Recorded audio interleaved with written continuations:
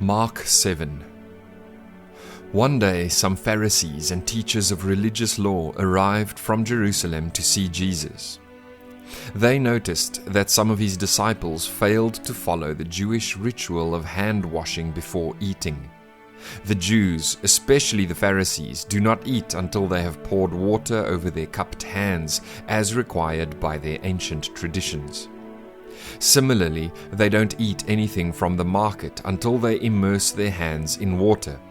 This is but one of many traditions they have clung to, such as their ceremonial washing of cups, pitchers, and kettles.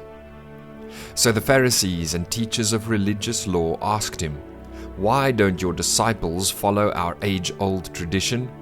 They eat without first performing the hand-washing ceremony." Jesus replied, "You hypocrites! Isaiah was right when he prophesied about you, for he wrote, 'These people honor me with their lips, but their hearts are far from me. Their worship is a farce, for they teach man-made ideas as commands from God.' For you ignore God's law and substitute your own tradition." Then he said, "You skillfully sidestep God's law in order to hold onto your own tradition. For instance, Moses gave you this law from God: honor your father and mother, and anyone who speaks disrespectfully of father or mother must be put to death. But you say it is all right for people to say to their parents, 'Sorry, I can't help you, for I have vowed to give to God what I would have given to you.'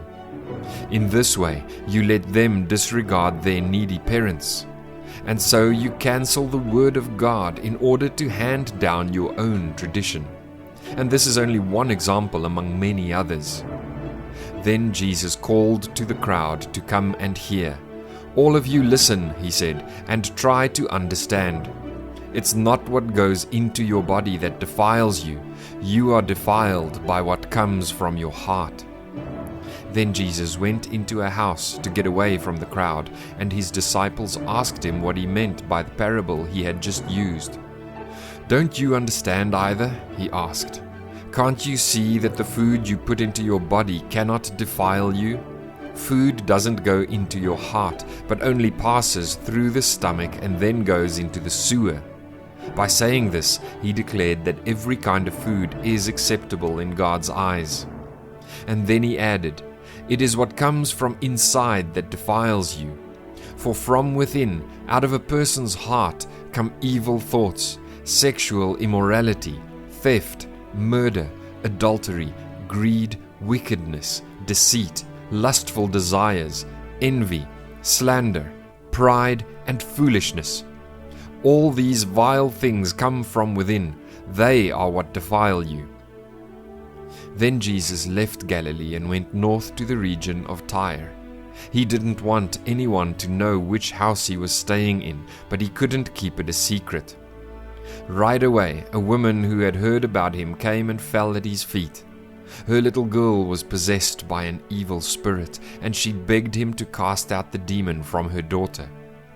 Since she was a Gentile, born in Syrian Phoenicia, Jesus told her, "First I should feed the children, my own family, the Jews.